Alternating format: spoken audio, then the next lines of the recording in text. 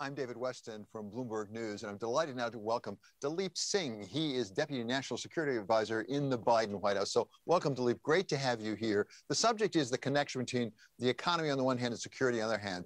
We've seen that, I think, displayed in the G7 summit and then in the EU summit as well, just in recent days. Give us a sense of what the Biden administration was trying to accomplish with respect to the economy as well as security at the G7. Yeah, David, glad to be with you. You're right. We've just come back from Europe, and we were at the G7, also Brussels. And, you know, the president likes to talk about this being an inflection point. We're at one of those historical moments in which a contest is playing out. You have some who think a top-down autocratic model is the best way forward. And there are others like us who are out to make the case that democracy and shared democratic values are the single best way to deliver results for our people and to meet the biggest challenges of our time. So that's what this moment is all about for us. And I'm happy to describe in some detail what we delivered. Well, let me ask about that question very specifically, because the tone of this administration, I think it's fair to say, is quite different from that of the predecessor.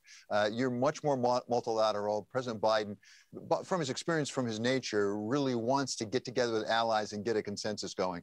When you go to a G7 and they say, okay, that's nice language, what are you doing? What did you get accomplished? What specifics came out of it? Yeah, so look, there's no bigger challenge right now that requires collective action than COVID. So, you know, when he first came into office, President Biden launched a wartime effort to defeat the pandemic at home. We've had a lot of success in doing so. Cases are down over 90%. Deaths are down over 85%. Millions of Americans are getting back to living their lives. But you're right. The question is, what can we do together with our allies and partners to end the pandemic across the world, knowing it knows no borders? And that was the basis for our announcement last week. We, the U.S., put forward 500 million donations of Pfizer vaccine to the 100 lowest income countries in the world.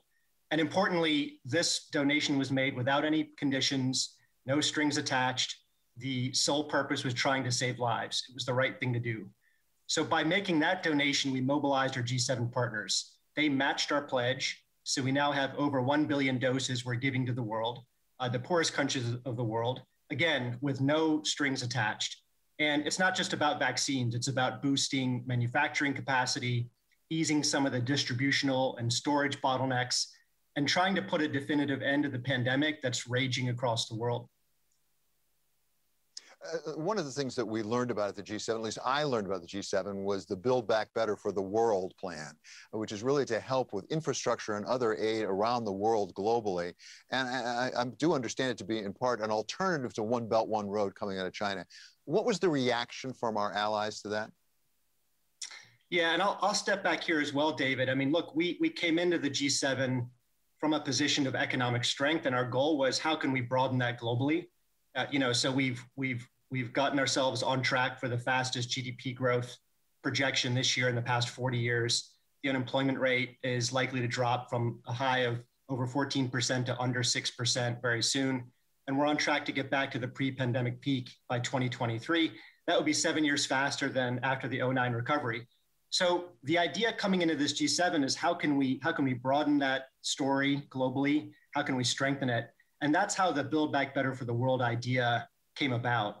Is how can we as a G7, the major democracies of the world, how can we put forth a high standards, transparent, climate-friendly alternative to the Belt Road Initiative? And it's for developing countries that have very large needs in terms of infrastructure broadly, climate, health, digital technology, and gender equality.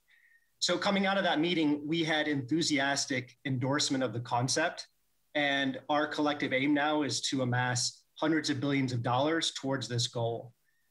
And so what you're going to see over the next few months is we'll put forth specific plans on where this money is going to go, how it's going to get raised, and how we're going to partner together to make it a reality.